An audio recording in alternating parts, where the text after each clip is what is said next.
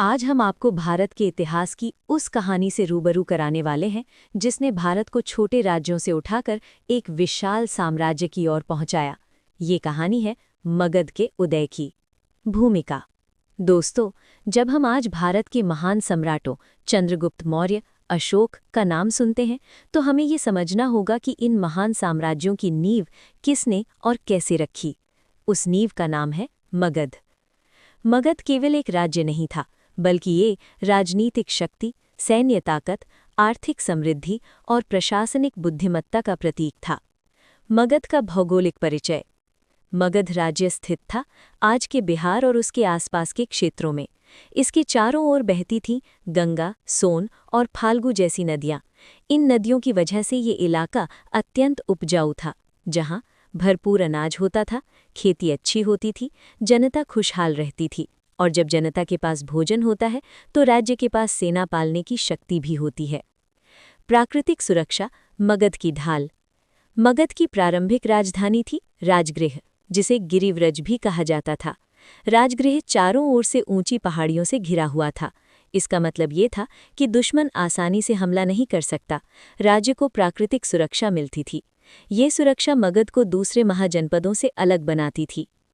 लोहे की ताकत। अब एक बहुत बड़ा कारण आता है, लोहा। मगध के पास छोटा नागपुर क्षेत्र से लौह खनिज की भरपूर उपलब्धता थी। इस लोहे से मजबूत हथियार बने, बेहतर कृषि औजार बने, सेना तकनीकी रूप से आगे निकल गई। जब बाकी राज्य अभी कमजोर हथियारों से लड़ रहे थे, तब मगध की सेना लोहे की तलवारों और भालों से लैस थी। आर्थिक समृद्धि। मगध की अर्थव्यवस्था उस समय की सबसे मजबूत अर्थव्यवस्थाओं में से एक थी। यहाँ कृषि उन्नत थी, व्यापार मार्ग विकसित थे, गंगा नदी व्यापार की जीवन रेखा थी। व्यापारी तक्षशिला, कौशाम्बी, वाराणसी जैसे नगरों से होकर मगध तक आते जाते थे। राज्य कर वसूलता था और वही कर सेना, किले, प्रशासन पर खर्च होता था। मगध के शासक असली शक्ति। लेकिन दोस्तों, सिर्फ जमीन और संसाधन ही किसी राज्य को महान नहीं बनाते। राज्य को महान बनाते हैं उसके शासक। बिंबिसार, मगध का निर्माता। मगध का पहला महान शासक था बिंबिसार। बिंबिसार ने समझ लिया था कि हर युद्ध तलवार से नहीं जीता जाता। उसकी सबसे बड़ी नीति थी वैवाहिक नीति।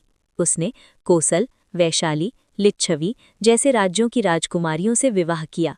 इससे बिना युद्ध के मित्रता बनी, सीमाएं सुरक्षित हुईं, मगध का प्रभाव बढ़ा। बिंबिसार ने स्थायी सेना बनाई, प्रशासन को संगठित किया, धर्म के प्रति सहिष्णुता दिखाई। गौतम बुद्ध भी बिंबिसार के समकालीन थे। अजातशत्रु, शक्ति और क्रूरता। बिंबिसार के बाद गद्दी पर बैठा उसका पुत्र अजातशत्रु। अजातशत्रु महत्वाकांक्षी था, परंतु क्रूर भी। उसने अपने पिता की हत्या कर सिंहासन प्राप्त किया, लेकिन इतिहास में वो एक शक्तिशाली राजा के रूप में जाना गया।